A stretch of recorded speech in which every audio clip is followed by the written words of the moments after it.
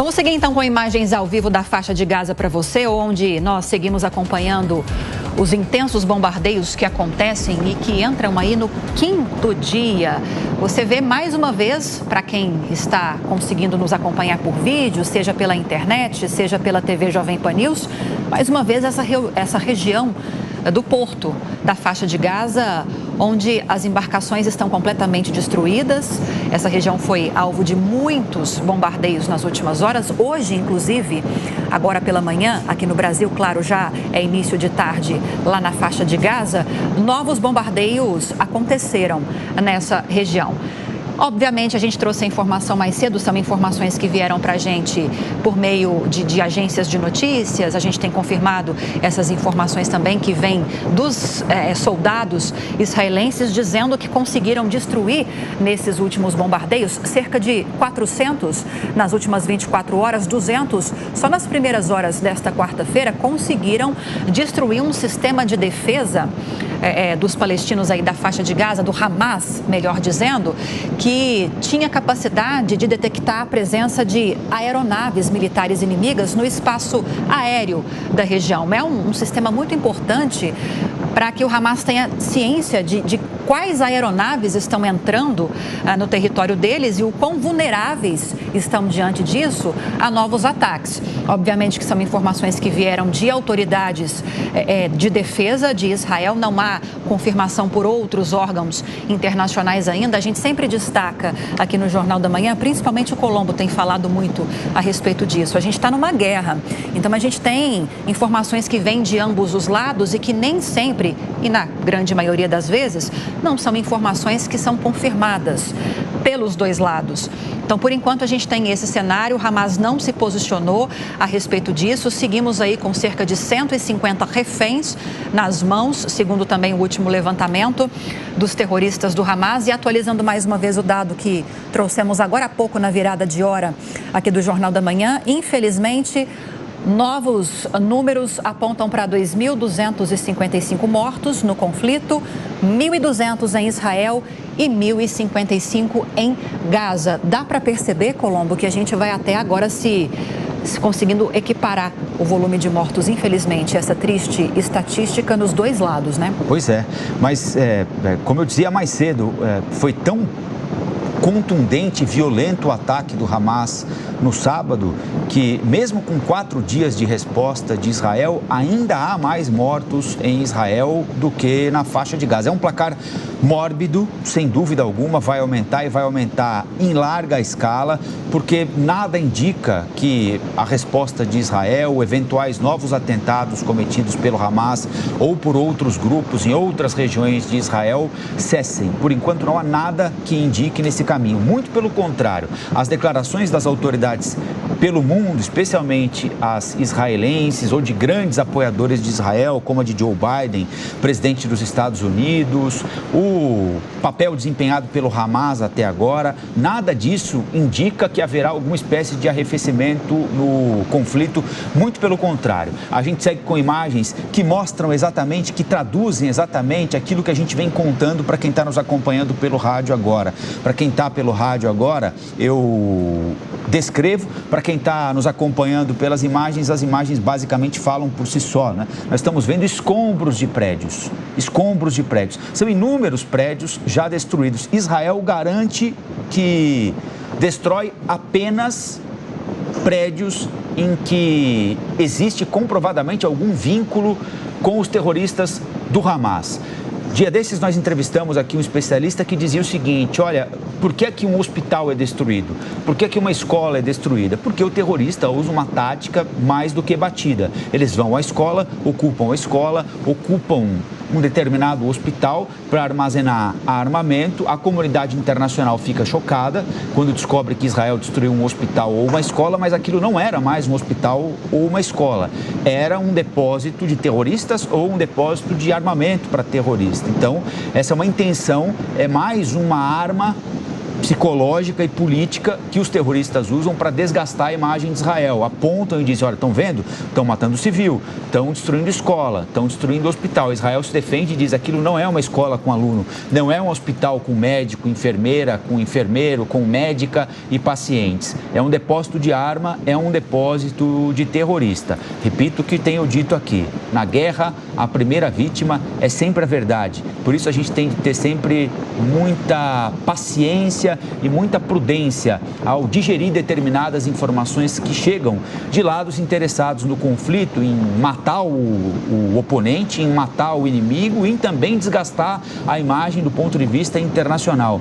Aliás, foi isso que o Hamas tentou fazer e conseguiu fazer no sábado, desse ponto de vista, não é? Invadiu o território israelense, o que não acontecia há muito tempo, invadiu por terra, invadiu por ar, matou israelenses como nunca tinha acontecido antes na história e, além disso, agora tenta provocar um desgaste para Israel, dizendo que Israel está respondendo com força excessiva, para além daquela necessária. E é importante ressaltar que a ONU, e aqui não vai nenhum juízo de valor da minha parte, muito longe disso, hein? Há instâncias muito mais competentes para fazer essa análise, mas Israel e a cúpula da ONU estão trocando acusações sobre a eventual resposta de Israel, excessiva ou não. O que é que a ONU diz, hein? Atenção, é a ONU quem diz. Fez um apelo para que o governo de Benjamin Netanyahu cumpra com regras internacionais e não ataque civis, alertando que o cerco contra Gaza poderia constituir um crime de guerra, por exemplo, deixando as pessoas sem abastecimento de água, com energia elétrica por apenas 3 horas, ainda não há autorização para um corredor humanitário para levar profissionais de saúde, para levar remédio para feridos, para permitir que pessoas deixem a faixa de Gaza, inocentes deixem a faixa de Gaza, como, por exemplo, 60 brasileiros que estão aí e querem sair pelo Egito, mas não tem autorização. Aliás, vão ter de ter autorização do Egito, do Hamas, por incrível que pareça, e de Israel, para conseguirem sair daí. Israel reagiu firmemente à declaração da ONU, dizendo que os alvos nunca são os civis. Como a Lívia lembrou agora há pouquinho, são mais de 5 mil, quase 6 mil prédios já destruídos, milhares de deslocados, muita gente sem água, sem comida, sem remédio, sem energia elétrica. Enfim, basta olhar a imagem e ver os escombros para imaginar qual é a situação por lá agora. A gente já está com os nossos comentaristas aqui para nos ajudarem nessa cobertura especial que a Jovem Pan vem fazendo desde o sábado. Repito sempre, nós estamos, e é inevitável, ficamos muito detidos aos acontecimentos, aos estampidos dos tiros, às explosões das bombas, aos incêndios, à tentativa dos civis de encontrarem uma saída, a contabilidade dos mortos. E é importante ressaltar as questões geopolíticas também, quem se interessa por isso, a quem não interessa, quem se enfraquece, quem se fortalece, tudo isso é muito importante. Mas é importante também ter sempre presente na memória, minha gente, que nós estamos juntos escrevendo uma página da história do mundo. O que está acontecendo agora fatalmente vai transformar o mundo, assim como o 11 de setembro transformou, cada um à sua maneira, cada um com as suas particularidades, sem querer comparar tragédias que são absolutamente diferentes, específicas e pontuais, mas a gente está sim assistindo a um evento que vai mudar o mundo e você está assistindo e ouvindo tudo na tela e nas ondas do rádio da Jovem Pan News. Quero chamar a Amanda Klein para te ouvir, Amanda, a respeito deste 5º dia de conflitos, dessa discussão que se dá entre ONU e Israel sobre um eventual excesso de força na resposta de Israel contra civis palestinos. O Hamas tem de 100 a 150 reféns e age como um grupo terrorista age, dizendo o seguinte: se não fizerem o que a gente quer, matamos esses civis. As imagens à disposição do mundo são absolutamente terríveis do que aconteceu, por exemplo, naquela festa rave, de atentados cometidos contra os terroristas no sábado em Israel. Qual é o panorama para você nesse 5º dia de conflitos e já mais de 2.000 mortos? O número preciso agora qual é mesmo? 2.250, né? 2.255. 2.255, 1.200 em Israel, 1.055 em Gaza. Bom dia, Amanda. Bom dia, Colombo, Dantas, Lívia, bom dia aos nossos telespectadores e ouvintes da Jovem Pan. O mundo assiste absolutamente chocado, estarrecido a todas essas imagens, esse horror gráfico, muito gráfico, da era das redes sociais. As pessoas se debruçam e assistem esses vídeos quase que o dia inteiro. E tem novidade todos os dias para nos alimentar desse horror que foi a invasão do Hamas, o ataque de um grupo terrorista em Gaza, que deixou crianças, mulheres, cidadãos inocentes de todas as nacionalidades mortos a esmo e com requintes de crueldade. Então, quando a gente assiste aquelas cenas ontem, deles alvejando carros, depois invadindo kibbutz, decapitando crianças, mais de 40 corpos de crianças e bebês encontrados. Quer dizer, é um horror que nos remete automaticamente ao Holocausto, porque é uma desumanização. Qualquer pessoa, e aí eu acho que a gente precisa recortar esse debate, estabelecer premissas e balizas mínimas para começar um debate saudável e produtivo, porque a gente vê essa guerra nas redes sociais que acontece em paralelo também, tentando nominar esse horror, dizer se é terrorismo, se não é terrorismo, aí depende em que lado você está do espectro político e ideológico, dizer qual é a situação, um pratica terrorismo de Estado e outro não, é um terrorismo de um grupo individual, Hamas. Não se trata disso. Eu acho que qualquer um que seja humano olha para essas cenas com horror e choque porque se coloca no lugar. A gente não pode perder essa capacidade de se colocar no lugar do outro, senão a gente se desumaniza. A gente não pode deixar de colocar a nossa família no lugar e nos perguntar, e se fosse com a gente, se fosse com um amigo, com um parente? É isso que tem que nos chocar. Então, é impossível não atribuir o conceito de terrorismo ao Hamas. A gente precisa estabelecer isso como premissa única e mínima. Aí, quando a gente vê algumas pessoas titubearem, depois a gente pode até conversar sobre isso, porque a diplomacia brasileira não usa essa linguagem, porque o presidente Lula usa, uma pessoa se diferenciando de uma instituição que tem toda uma lógica de usar os conceitos, etc. Mas Estados Unidos e Europa usam corretamente. Eu acho que todo mundo que olha entende que isso é terrorismo. Mas isso não é antagônico, não é paradoxal com você também defender, por outro lado, a legitimidade das aspirações palestinas por um Estado soberano, entendendo que o Hamas não representa o povo palestino, não representa aquela população de mais de 2 milhões de pessoas num enclave de 350 quilômetros quadrados, que é um grupo de combatentes que se restringe a 30, 40 mil pessoas e causa um estrago imenso como esse que a gente viu. É o maior morticínio de israelenses, de judeus, desde o Holocausto. Então, é óbvio que isso fere a nação, a comunidade, a cultura na alma. E você consegue entender que isso, obviamente, vai iniciar uma contraofensiva, uma retaliação, da mesma forma que os Estados Unidos fizeram no 11 de setembro. Mas aí a gente tem que olhar para Gaza também e perceber a crise humanitária que começa a se desenrolar, que já se desenrola normalmente lá, mas só se acentua com esses ataques, com esses bombardeios. E começar a nos questionar se essa é a melhor maneira de tratar o assunto, qual seria a maneira correta de tratar o assunto. Eu acho que, por enquanto, Colombo, para responder a sua pergunta, existem muito mais indagações do que respostas prontas e únicas, mas eu entendo que seja um fato que vai mudar não só aquela realidade do Oriente Médio, como a realidade de grande parte do mundo, porque vai interferir em toda a geopolítica mundial, dos Estados Unidos ao Brasil, como essa discussão se aproximou da gente, apesar de estarmos em outro canto do planeta, mas por termos uma comunidade judaica ativa e palestina ativa também, e aí isso acaba virando uma briga, de novo, uma confusão entre esquerda e direita, mas como isso nos envolve e nos toca a todos, porque cala muito alto na nossa condição humana. E eu acho que é isso que todos nós temos que manter. Para além de qualquer preferência política, ideológica, somos todos humanos e todos temos que nos chocar e nos horrorizar com essas cenas que se descortinam nos últimos dias.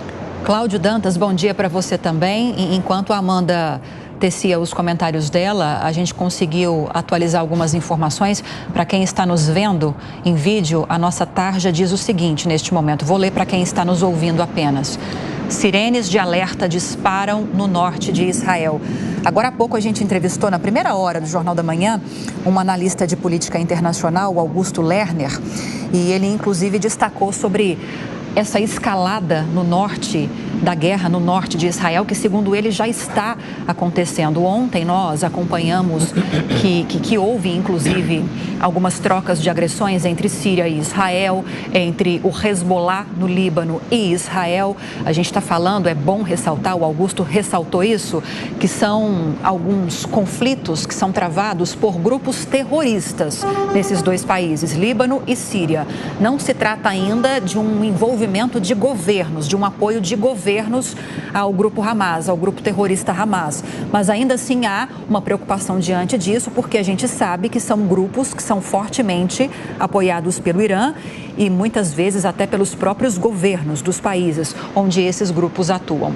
O que eu queria tratar agora com você em relação a isso foi uma questão que o Colombo citou agora há pouco, sobre a ONU já reagir diante dessa investida, dessa contraofensiva de Israel. A gente tem alertado sobre isso, a gente falou sobre isso mais no começo da semana, que dependendo do volume e da intensidade da reação de Israel, o que antes se converteu numa defesa absoluta dessa reação pode talvez começar a mudar um pouco de figura. Até que ponto você acredita que Israel pode continuar com essa investida, da forma como está sendo feita e até com promessas de mais tensionamento, de mais agressões, sem que haja uma condenação mais ampla, não só por parte da ONU, mas também de alguns países do Ocidente? Ou isso não deve acontecer? Bom dia, Lívia. Bom dia, Amanda. Bom dia, Colombo. Bom dia a toda a nossa audiência. Quem questiona, neste momento, a contraofensiva israelense não tem a dimensão da barbaridade que foi cometida pelo Hamas, que é um grupo terrorista sanguinário e bebe na mesma fonte do Estado Islâmico, da Al-Qaeda. A Al-Qaeda que promoveu o maior atentado terrorista da história, né, contra as Torres Gêmeas em 11 de setembro de 2001. Nós temos visto nesta contraofensiva uma estratégia militar que, além da virulência necessária para dizimar um grupo terrorista bárbaro como o Hamas, ela vem aí embarcada de muita inteligência. Ainda há pouco, nesse mesmo bloco, nós ouvimos aí um analista ressaltando aquilo que eu falei ontem no Pingo nos Is.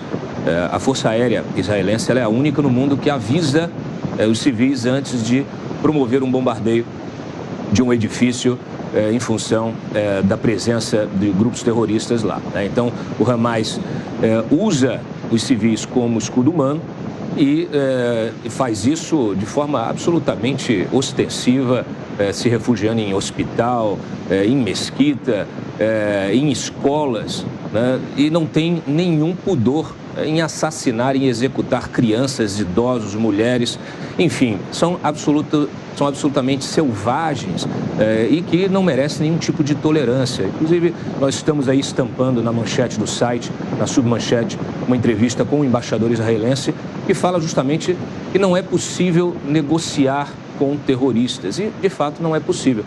O que está acontecendo, inclusive, que você citou, Lívia, no norte de Israel, ali na fronteira com o Líbano, de ataques dos Hezbollah, apenas reforçam esse entendimento. Quer dizer, Israel está tendo de lidar com duas frentes de ataques terroristas. As duas têm, especialmente o Hezbollah, um idealizador por trás disso, que é o governo iraniano. O Hamas, ele também é vinculado ao Hezbollah, é como se fosse assim, o Hezbollah é como se fosse um filho do Irã e o Hamas um neto do Irã, né? Essa é uma expressão que se usa muito na análise política lá, porque é um grupo terrorista que se inspira e que é também municiado, né, de financiamento e de equipamentos para fazer aí os seus ataques.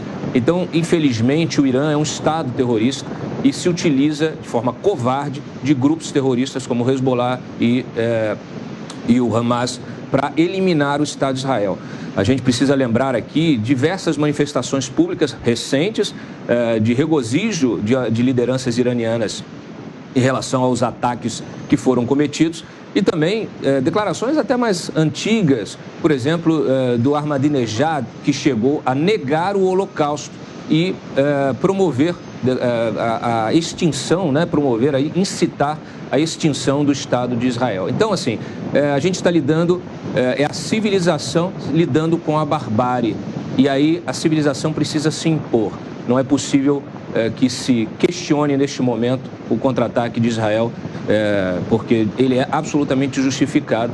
E claro, naturalmente, Israel também, o governo israelense sabe que vítimas civis, né, se esses ataques promoverem vítimas civis, isso pode reverter numa imagem negativa. E, por isso, todo o cuidado para que seja minimizado esse impacto em relação a civis inocentes que, naturalmente, precisam ser preservados. Daqui a pouco a Amanda e o Dantas voltam para analisar outros pontos dessa guerra para a gente, agora às 7h23.